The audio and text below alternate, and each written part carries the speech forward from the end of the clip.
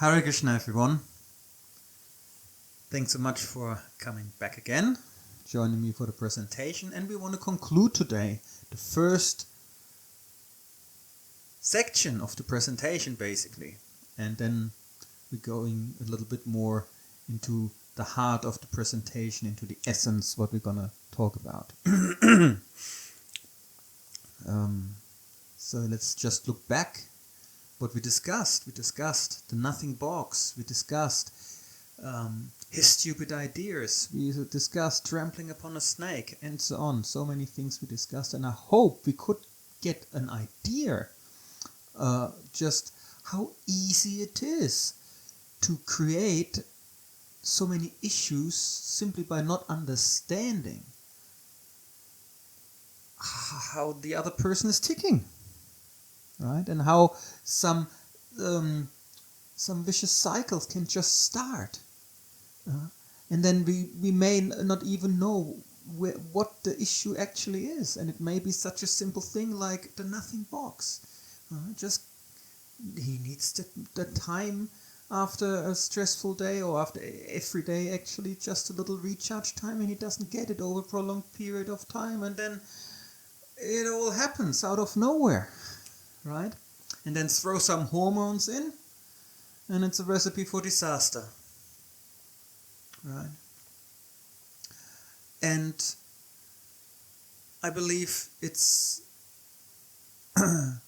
happening in so many relationships, and it's so unnecessary. And when we as devotees understand, we'll just look at chanting or engaging in any devotional service actually. In our neophyte stage, if we're so disturbed, then we cannot really apply ourselves to the practice of chanting. Because if the mind is too disturbed, the mind is just not focused on the chanting, right? And as a neophyte, obviously the heart is not really involved yet. And if the heart is, and if our basic needs are not fulfilled, like nothing box, having the nothing box for a man or the lady, someone listening to her, then obviously there will be disturbances. We will not be able to focus on the holy name, on our service, on reading, right? And so many of those issues are simply unnecessary, just coming from our ignorance, from not accepting certain realities, or not understanding certain things, right? Because we are different than the other person, and men are different than ladies, and ladies are different than men, and sometimes 180 degrees different, complete opposite. Like with the nothing box, man needs quiet, woman needs talking, right? So completely opposite needs. And then you throw hormones in, and we really have a recipe for disaster. And now I just want to describe a situation from my marriage. A situation between my wife and myself. And it's more about actually my reaction. So because that situation happens everywhere somehow or other, right? So it's not about the situation itself, but simply presenting how a male mind works. I think that's the important part here, especially obviously also individual differences between men, but in general we can derive some idea out of that, right? So obviously this whole situation, I don't want to go in details, and it's a bit, it's never just black and white, right? So let's say it's just a whole combination of different things, nothing box, trampling upon a snake, and so on. You can probably just throw it all in a pot and make a nice khichdi, right? And then, talking about the same things over and over again, and just over time, I'm just wondering, what is going on here? What is going on? I couldn't figure out. You say this and it's not right. You say the other thing, it's not right. And what's going on? But then obviously, sooner or later, I discovered a pattern. Oh my God. It always comes up at the end of the month, right? Just before the new month starts. So, there is a pattern to the whole thing. Always 3 days before the new month. Okay. And, I mean, obviously men are slow. It really annoys ladies that men are so slow getting certain things. At the same time, hey, I'll tell you soon, that's a big advantage you have there. I'll be getting to that in the next section, not session, section. As men are slow, and then I realized, wow, okay, and sure enough, next time. I realized, the situation came up and the whole issue came up and whatnot, and I just in my mind I counted backwards, counted this, that, and yep, that's the time of the month, right? And bang, all the light bulbs went on, and she's all worried and whatnot, and I just said, hey, don't worry, it's all good. Yeah. I don't know how I said, I can't remember my wording, but basically it's just your hormones. It'll be better in 3 days, just in a couple of days, and it's all good again. Well, that didn't go down so well. And her reply was quite remarkable. She said something along the lines like, well, I know that, but you cannot just dismiss my feelings. And I was perplexed. Men have those two confused looks. Yeah. Usually when the wife is talking to the man and talks, and then the man gets a little bit dizzy and is like quite confused, and it's basically he can't figure out which box to open because it's just too many boxes it touches, about the children in the school and temple and her friends and the car and the job and which box, you can't follow. So that's this one confused look. So when the ladies think, well, what didn't you understand? And the thing is, he didn't understand which box to open, right? So that's the one confused thing. And then the other confused look is that look for that situation. Like, I was really confused. I mean, yes, of course. I mean, she must know it's her body, and that was one aspect. But then the other said, well, if she knows, why is it such a big drama every month? Like if I know it's raining, I can be prepared. So it didn't quite compute. And now the important thing, like I said, it's not. The important thing is now what happened over time.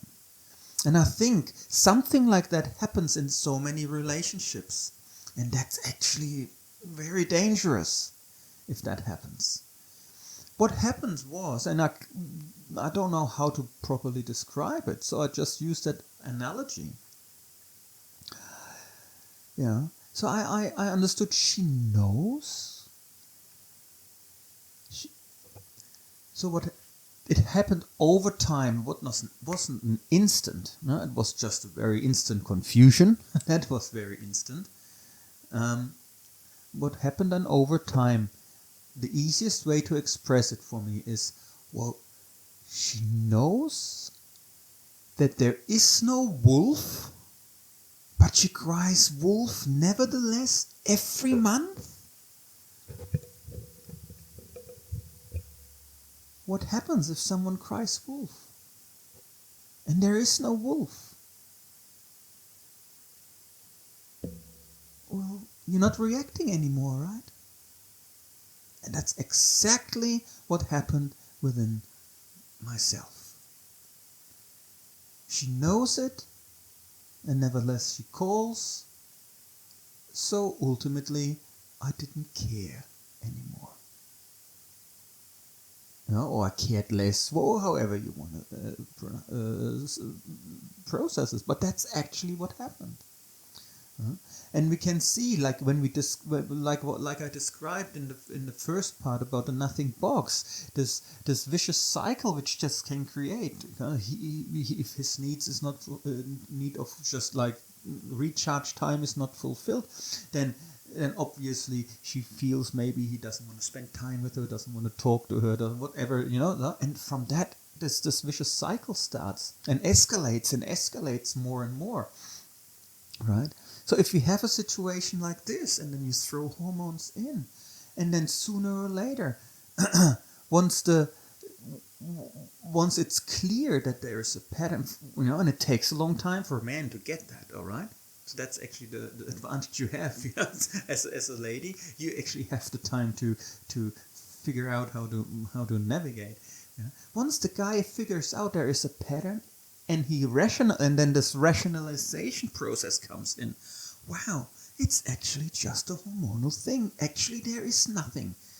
Obviously, there is something, right, in the background, and it just comes out that time of the month and so on, And I hope the topic is not too sensitive, because we have to deal with that. We have to understand that. What happens then when that rationalization process in the man kicks in? Oh, well, then he doesn't take it serious anymore, and that's the greatest danger, because what happens then is that self-fulfilling prophecy, let's call it, of her thinking, oh, he doesn't care about me anymore, simply because he needed that recharge time, for example. Obviously that's more complex. So many things are in the kitchery just chucked in and mixed through nicely, right? But we can separate that and actually find, it's simple issues in the background which then kick off this vicious cycle, the creating of self-fulfilling prophecy, right? Like in that example, oh, you don't care about me, you don't like me anymore, I have the feeling like you don't care about me anymore, and so on. And if that always comes at the same time of the month, and the man rationalizes it as, oh, well, that's just a hormonal thing, and in 2 days it'll be fine, and then exactly her fear that he doesn't care anymore kicks in. That's what I found in my own, in my heart, right? And then it becomes very dangerous, because how can you then care again if you rationalize it and see, well, it's just hormonal, right? I hope that's what I try to express here is clear, So simply because we're men and women deal so differently with those all those different issues, have different, the mind works differently, the whole hormones work so differently. And isn't it embarrassing how much hormones affect us, right? We're so helplessly thrown around by our hormones. It's crazy, right? So that should hopefully encourage us to just cry out to Krishna for help, right? and make that the last lifetime we are just so under control of a few biochemicals, right? It's madness. When you look at it, it's crazy, right? So I want to have that stopped, right? So let's take our devotional life a bit more serious, and make a solution to that. But we actually do need each other for that. So we have to understand how to cooperate in a proper way, right? Otherwise, we're just taking shelter. If we don't take shelter of Krishna, because our relationship we're too neophyte we're too neophyte. We don't take shelter of other devotees of Guru, and we take shelter of our mind, of our false ego. That's where we take shelter of. And that's the greatest danger, right? Because the false ego is the last entity which wishes us to go back home, back to Godhead, because that's its end, as we discussed in the introduction. That's its end. That's the end of the false ego. So I hope it will be more clear why I gave all those examples I gave in the first section of the presentation, the nothing box, the hormone stuff, his stupid ideas, and the hero principle with trampling upon a snake and so on. I hope it will become clear when we now talk about how the false ego gets purified in the Grihasta Ashrama.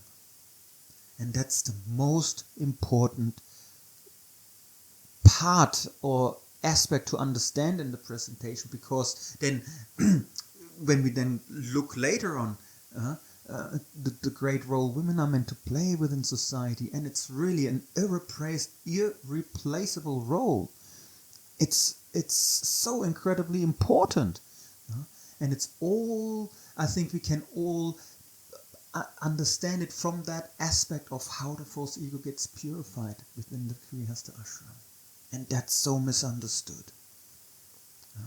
And when we understand that, I believe we can access the topic of men and women much easier. And actually a plan or a path will be chalked out. How we be able to reach, Srila Prabhupada's other 50%, reaching, establishing Varnashrama Dharma. Obviously, not in this lifetime, not in the generation of our children and grandchildren. It'll take a few more generations. But if we have that understanding of how that purification of the false ego actually takes place, how we get rid of it, what the recipe for ourselves is to get rid of our false ego, which keeps us here in the material world. And it's so embarrassing actually how attached we are to that false sense of self. It's embarrassing. And it requires humility. It requires introspection and honesty to actually deal with that and do a little bit of a spring clean in the heart, right? So that is required. Once we understand that, and hopefully everything becomes much more clear, and we will be able to say discuss that topic a little bit less emotionally, or less from certain ideological angles, because we're so locked into our way of thinking and how we condition, and our conditioning, especially in the West, is not very suitable for spiritual advancement. It's all about blowing up the ego, being right, fighting for one's rights and our position and so on. So it requires a complete shift in our approach, because our conditioning is so different. And this false ego is our biggest enemy. It's in our way and we are attached to it. And it prevents us actually from connecting with Krishna. It's in our way. So we should know how to get rid of it within the Grihasta Ashram, because this is the ashram we spend most of our lives in. And the dangerous thing is, if we don't understand it, if we have like this materialistic attitude towards it in terms of what we think, if we have a concocted idea of how that purification takes place, actually it will be the opposite. The way we approach it is actually in such a way that instead of purifying it, we're fortifying it, and on top of that, there's so many issues in our relationships. We're not able to chant properly, we're not feeling sheltered, we're not feeling satisfied at heart if we don't get those mechanics I presented right, and on top of that, the false ego isn't purified at all. We may even entrench ourselves. And go almost backwards, almost. And what a pity, what a shame, right? We're putting so much effort in, we have this, we finally, have a situation where we can make a solution to all the problems in life. We have this opportunity to to re-establish our relationship with Krishna. And I think many of us have this, are so serious about that. Or many of us have been serious about it maybe in the past, but then it just, so many other issues came up. And we just got distracted from that focus, which is so unfortunate. And it can be avoided. That can be avoided. And it can be avoided when we understand that simple thing about how the false ego gets purified in the Grihasta Ashrama. And that's what we're going to talk about now in the next sessions. And it's probably the heart of that presentation. And then from that, the conclusions, they will just flow if we understand that issue. So let's go to that big misunderstanding. And I hope we'll be able to solve it. Thank you very much. Hare Krishna.